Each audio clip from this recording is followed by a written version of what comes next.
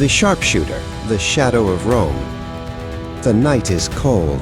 Darkness envelops the streets, as the storm rages through the alleys of the city, trying to sleep amidst the roar of the pouring rain and the crash of thunder that shakes the buildings with its shockwave. The howling wind seems to cut the face and the strength of the few unfortunate souls forced, for one reason or another, to be out in this Roman night, so fearsome in its natural fury.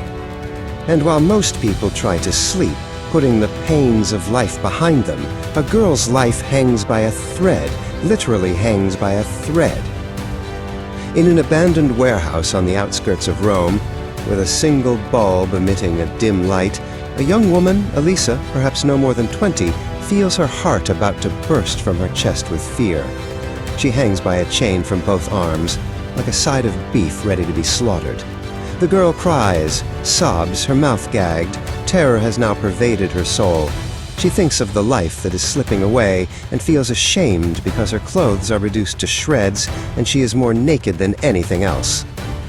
Around her, two bastards, Dario and Victor, watch her, scrutinize her, mock her, both in shabby clothes with unsavory faces.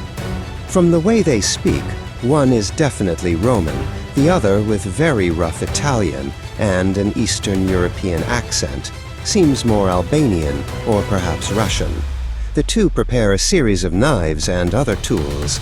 As they do so, they boast to each other about the crimes they have committed, unfortunately of other girls raped and tortured.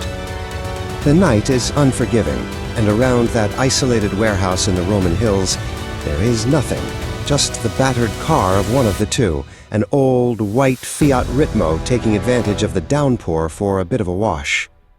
Inside the structure, Dario and Victor seem to be nearing the end of their preparations, ready to begin their macabre party at the expense of the poor girl, who grows more and more frightened thinking about what awaits her. The Roman tosses a coin in the air to decide which of them should start the fun, but this matters little to a fourth person present. Because in the rafters of the shed, moving in the shadows unseen, a man is lurking. No one has noticed this other element, who, moving, seeks the best position to take aim.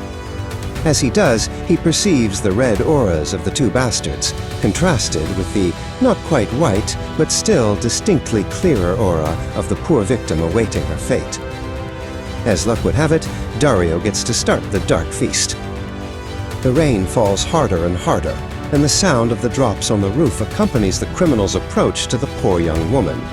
At the sight of him, she begins to struggle, hoping for a lucky escape from the chains that hold her there at the mercy of her tormentors. Dario frantically starts to unbuckle his pants, eager to touch the skin of the young brunette with brown eyes, but as he fumbles with his belt, a rifle shot hits him in the left thigh. The man begins to scream in desperation, in the grip of the pain from the bullet lodged in his flesh, causing him to writhe convulsively. The girl nearly has a heart attack at the sound of the shot, but she sees Dario writhing on the ground, and a sort of hope timidly wedges its way into her feelings. Meanwhile, Victor looks around, yells something, and tries to grab a knife, but a second shot pierces his right hand, bringing him to the same state as his partner in crime.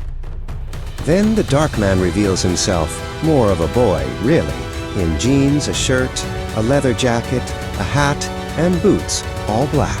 He moves quickly toward the girl, tells her not to worry, that it's all over. He frees her and places a coat over her to cover her up.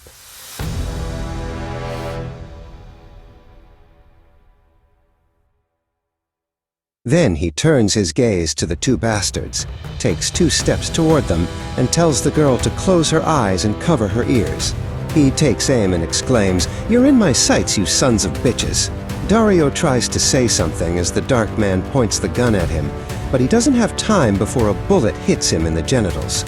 At the same moment, Victor tries to escape, but is hit by a shot to the right knee, and then, like his partner, is hit in his private parts.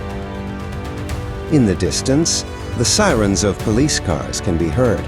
The young man turns back to the girl, telling her to be calm, that it's really all over now, and makes to leave. The girl, in tears and still visibly shaken, asks with a voice broken by sobs, But, are you the sharpshooter?" He, with his back already turned, stops for a moment. "So they say." Then he disappears into the darkness of an unlit area of the warehouse. At the same time, the police and carabinieri burst in, all soaking wet, finding the girl and the bodies of the two criminals. Outside, the clouds continue to cover the moon and stars. As the storm soaks the earth and the streets of Rome,